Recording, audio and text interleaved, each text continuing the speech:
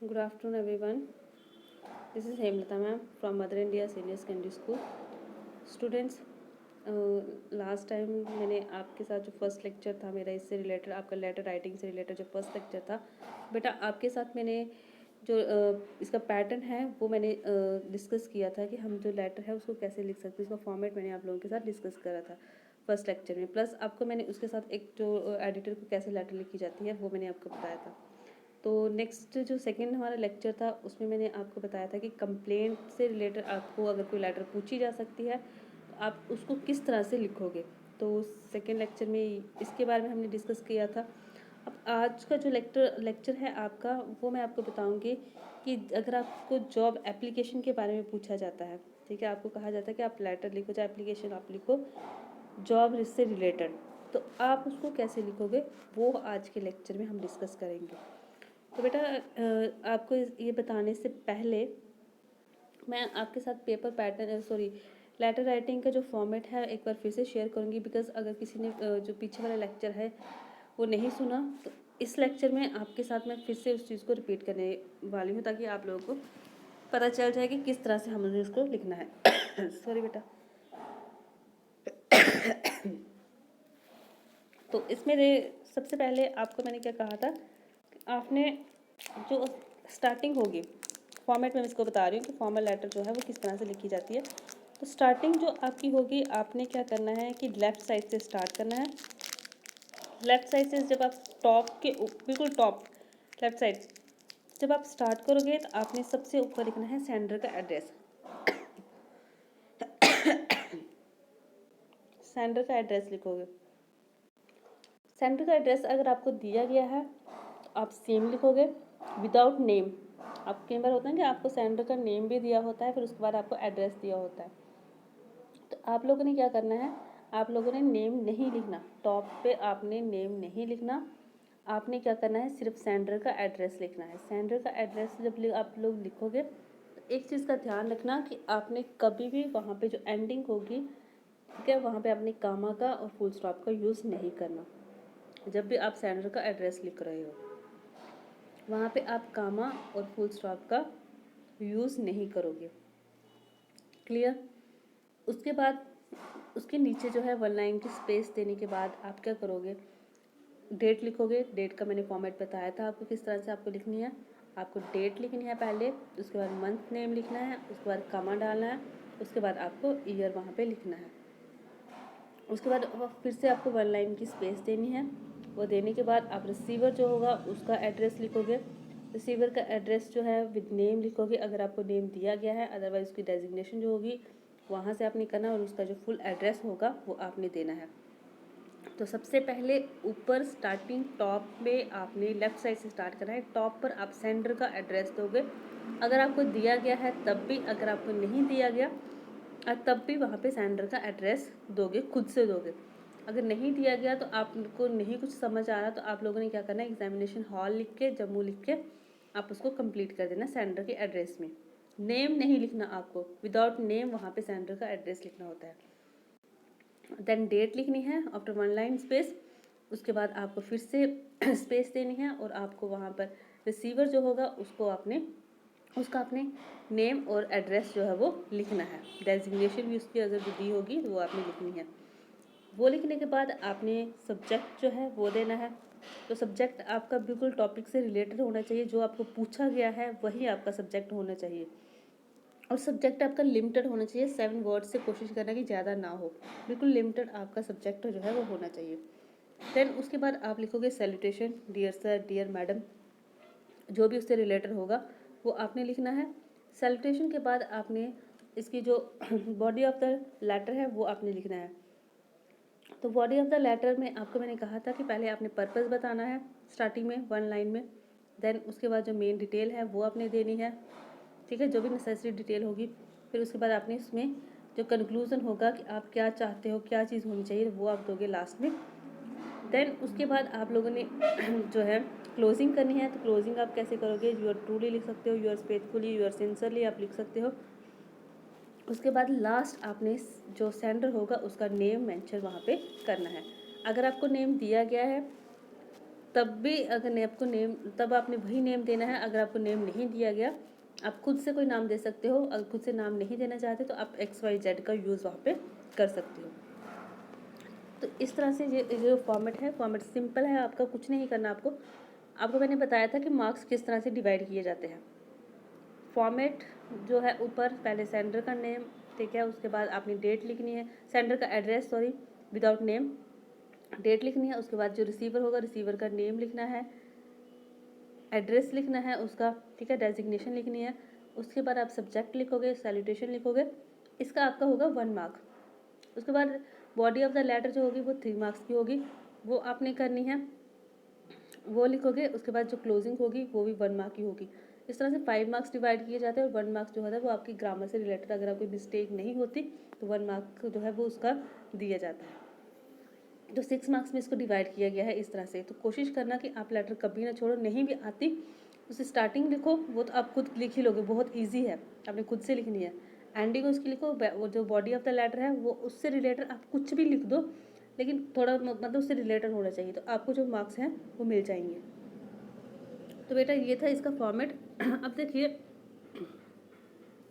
मैंने आपको कहा था कि जॉब एप्लीकेशन अगर आपसे पूछी जाएगी तो आपने उसको किस तरह से लिखना है। इसमें देखिए, जैसे इन्होंने कहा हुआ है कि यू आर मोहित सुधा, आप कुछ भी नाम यहाँ पे दे सकते हो। आप 45B sector 48 Chandigarh, right an application for the post of the training medical representative, invent all the details. आपको लेटर जब भी लिखनी है 120 वर्ड्स से 150 वर्ड्स के बीच में लिखनी है।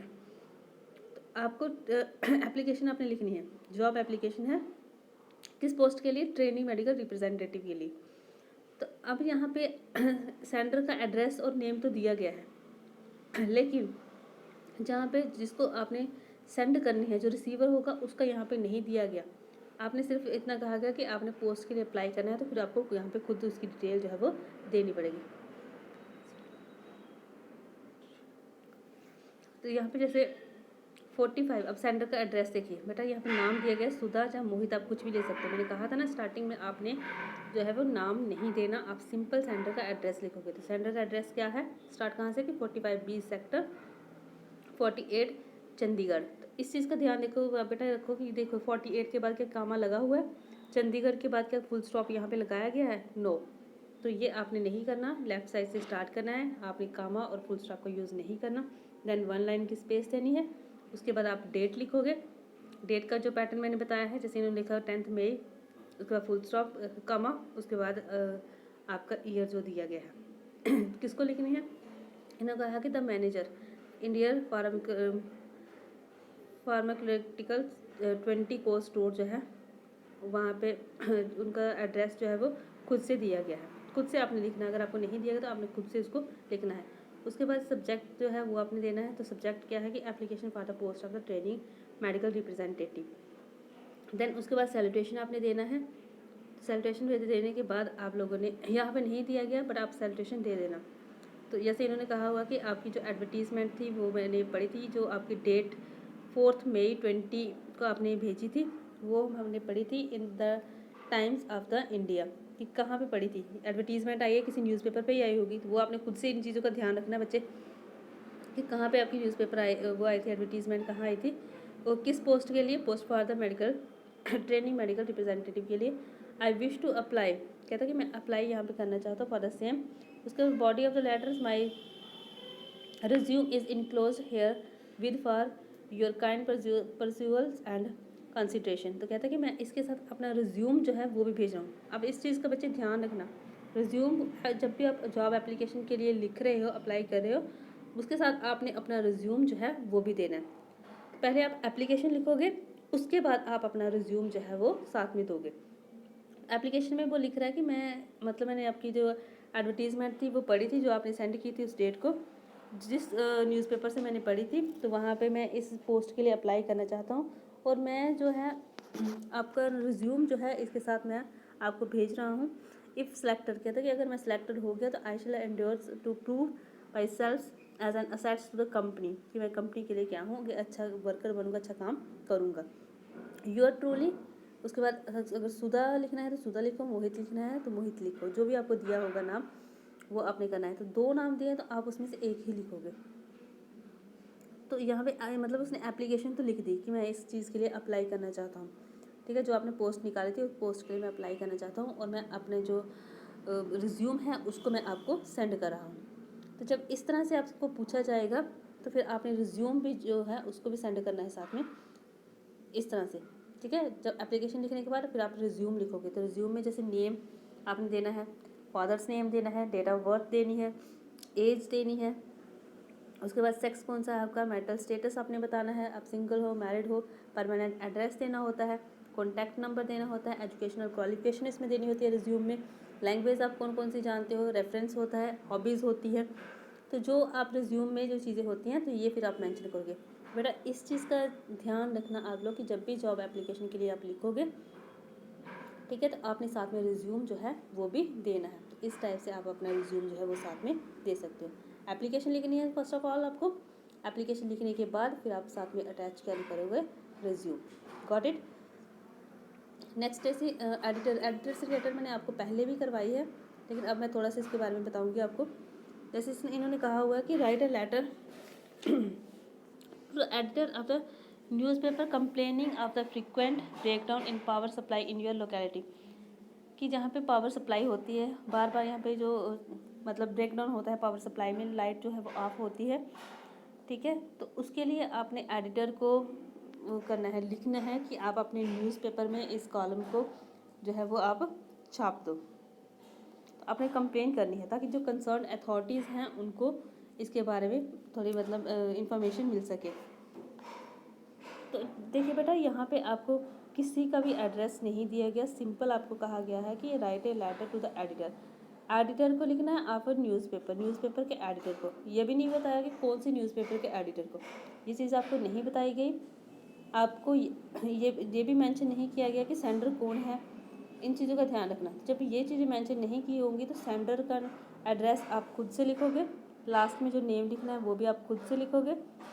एडिटर को दिया है कि एडिटर को लिखना है, मेंशन नहीं किया गया कि कौन सी न्यूज़पेपर का एडिटर है, तो वो आप खुद से लिखोगे। तो जैसे यहाँ पे देखिए स्टार्टिंग में क्या कहा हुआ है कि 20 शास्त्री नगर, खुद से एड्रेस लिखा हुआ है पटियाला, ठीक है। उसके बाद डेट लिखी हुई है, उसके बाद एडिटर इन्होंने लिखा हुआ कि नव टाइम्स पटियाला। आप यहाँ पे हिंदुस्तान टाइम लिख सकते हो, अमर उजाला लिख सकते हो, कुछ भी लिख सकते हो कि उसके एडिटर है ये, वो आपने लिखना है। पटियाला की बात हो रही है तो पटियाला ही लिखोगे, एड्रेस सेम ही रहेगा दोनों का, लोकेलिटी है ना उनकी। तो कहते हैं कि उसके बाद आपने सैल्यूटेशन देनी है, सैल्यूटेशन के बाद आपने सब्जेक्ट देना है। सब्जेक्ट क्या है आपका कि फ्रीक्वेंट पावर ब्रेकडाउन, की बार बार जो लाइट है वो क्या होती है, ऑफ होती है।